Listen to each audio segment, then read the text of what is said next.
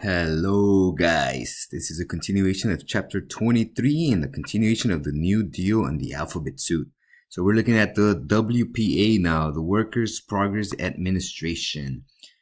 Another New Deal program. What it did was employ 8.5 million people, and what they did was infrastructure. They repaired roads, created bridges and parks, airports, among other public buildings. So in essence, it was a public works New Deal program. It was one of the most successful programs of the New Deal, and I'm going to come back to it to make sure you get it. The WPA, one more time, it stands for Work Progress Administration. In 1936, we have a presidential election, and again, FDR completely annihilates the competition, so we continue with the democratic rule. Now, his second term in the beginning was not as smooth sailing as his first term. If you guys recall, the first term, we had the 100 days, which was very successful for Roosevelt. In 1936, things are not that nice. First of all, it starts with what becomes known as the court packing system. Basically, we have 9 Supreme Court judges, as you guys already know. Out of these 9, 6 of them are over the age of 70, and they're very conservative. As such, they start to strike down New Deal programs, and Roosevelt becomes very frustrated with these guys. So he asks Congress to give him the power to appoint 6 new judges to the Supreme Court. And by adding 6 new judges to the Supreme Court to the 9 that we already have, in essence, he wanted to create 15 judges for the Supreme Court, judges that would favor his New Deal policies. Now, Congress refused to give him that power to preserve checks and balance. However, the judges were shaken, and so as such, after the other New Deal programs were brought up, these judges then voted in favor of these New Deal programs. Eventually, FDR did end up appointing 9 judges after all, so for the most part, he got the Supreme Court that he wanted anyways. So what we have here is a couple political cartoons that talked about court packing one more time. So court packing, Roosevelt in this political cartoon trying to add 6 judges here. 1, 2, 3, 4, 5, 6. Notice they're all in the faces of Roosevelt because he was going to elect 6 judges that were sympathizers of the New Deal to try to add to these 9 that we already have here. Over here, we have a football references. So Roosevelt is acting as the quarterback, as stated in the political cartoon. He's talking to the referee, which represents Congress, and he's asking for 6 substitutes at once because he wants to replace 6 of these Supreme Court judges who were striking down his New Deal programs. Now that made it seem like Roosevelt was trying to become a tyrant. This was not a really good time because in 1936, we have a lot of dictators and tyrants overseas like Mussolini, Hitler, and Stalin. So, they started to criticize Roosevelt, and this is why he said, all I said was give me 6 more judges. But that was just the beginning of Roosevelt's woes. In 1937, we have what becomes known as the Roosevelt recession. We have a mini recession amidst the Great Depression. So causes of the Roosevelt recession in 1937, Roosevelt begins to cut down on federal budget spending, which was what got him to a certain extent moving from the Great Depression. And then Congress started to cut down on the WPA's funding in half as well. So all these public works that were going on no longer had the money to continue. And to make things worse, the FRA also increased interest rates, which made it difficult for people to buy goods because now interest rates were much higher. The effects was that it halted recovery during the Great Depression, the stock market declined one more time, and unemployment, which had actually dropped to 14% from the 25% that we originally started during the Great Depression, went back up to 19%. So we still have some of the problems that were going on during the Great Depression. So with these new judges, with the New Deal going on, Roosevelt does try to continue with the New Deal programs. So we look at New Deal impacts on different people of society. So first of all, the unions. If you guys recall the Wagner Act, which initially was considered unconstitutional by the Supreme Court, Roosevelt went back, tweaked it a little bit, and allowed for union memberships to continue. The new union that comes to play is a CIO, which is the Congress of Industrial Organization.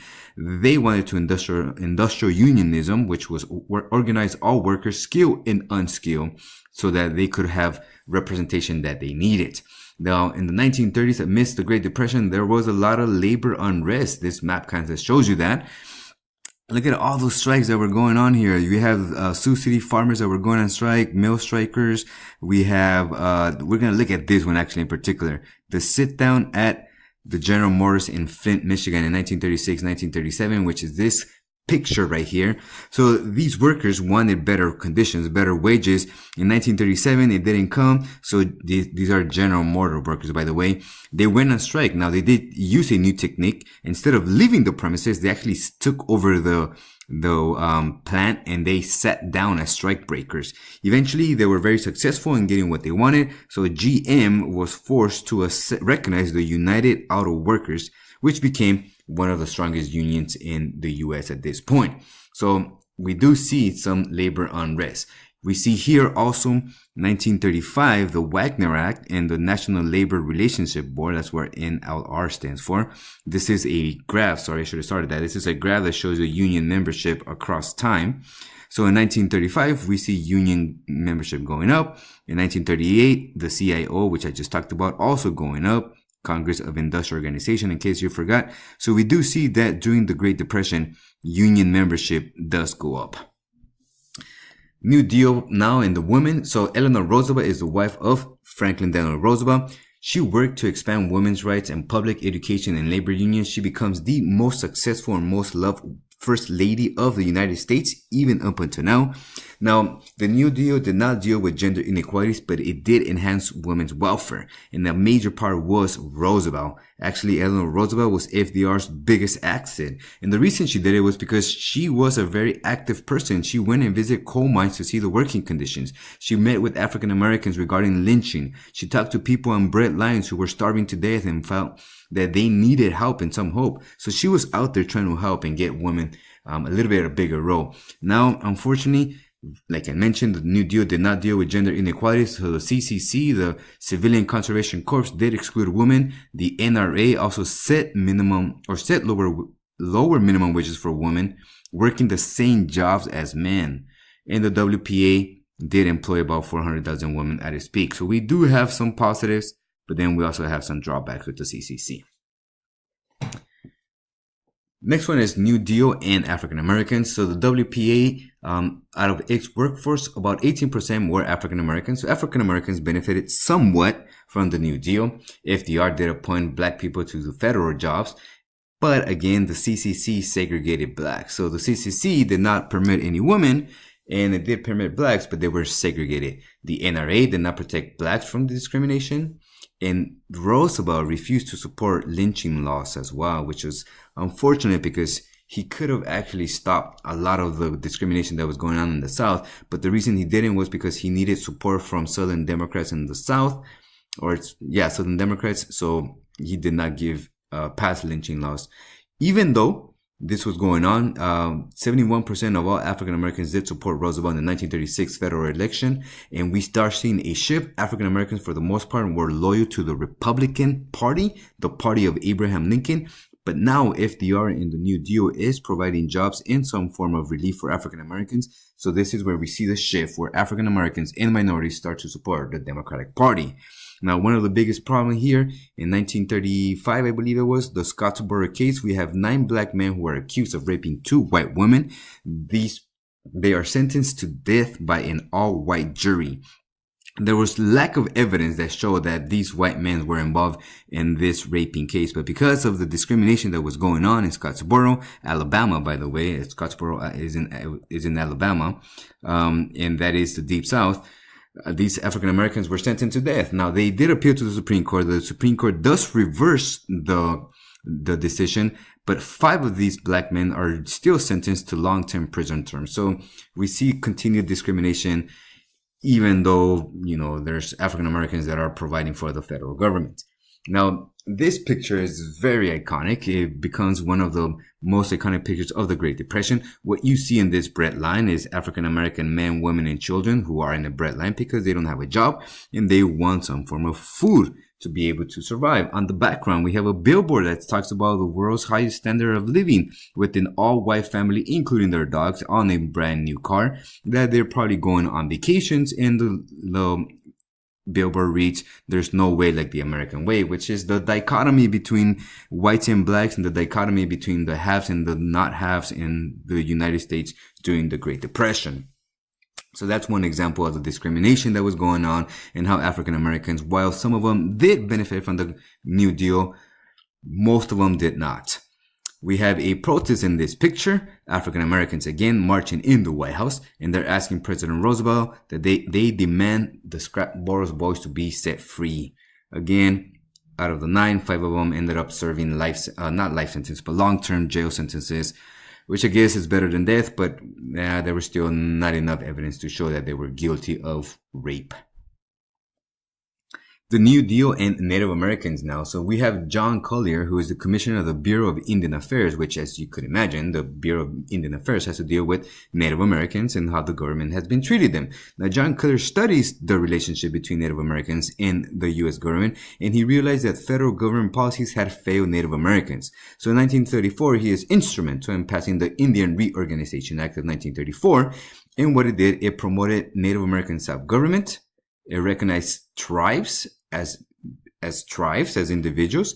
It gave these tribes greater degree of freedom and autonomy, power, and it also preserved or tried to bring back Native American culture. So Native Americans start to get a little bit more of the rights that they had way back when. Remember, the Indian Wars in 1890 were very destructive for Native American culture and their land. Now the Indian Organization Act is trying to reverse all those policies that were done by all those different laws that discriminated Native Americans. We have a photo one more time. In the middle, we have John Collier, and he is with Chiefs of the Blackfoot Native Americans. And again, he was instrumental in passing the Indian Reorganization Act, which provided Native Americans with a little bit more recognition, more rights, and freedom of religion. We'll talk about the New Deal in the arts. Very simple. So during the New Deal, there were programs that were created to encourage artists to get involved in projects that would interest the entire community, not just the art community. These artists did build hundreds of murals, and the New Deal did employ 15,000 musicians, 5,000 writers, and these writers collected oral history, including 2,000 oral histories from slaves. So it was a way to preserve American history and also to encourage individuals with artistic abilities to use those abilities for the benefit of the community. We are moving on, and we're going to be talking now about the environment and the Dust Bowl. Yes, the Dust Bowl. No, not the Dust Bowl you're thinking about. So the Dust Bowl took place from 1930 to 1941, and it affected the Midwest for the most part. It was created by exhausted soil and over-harvesting. And in addition to that, we have dry weather and strong winds that create the Dust Bowl. And you see on the background, there is a picture that is a dust storm. So basically what it is picking up all this dust that's on the top of the surface because of over harvesting and bad farming techniques. And so now all these farms are being taken over. They're being flooded by dust and no crops are able to grow. So a lot of the farmers in the Midwest, unfortunately, lose everything that they have. Here's a map of it. So the area in yellow is here's the area that is affected by the Dust Bowl. The area in red is the area that is most severely affected by the Dust Bowl.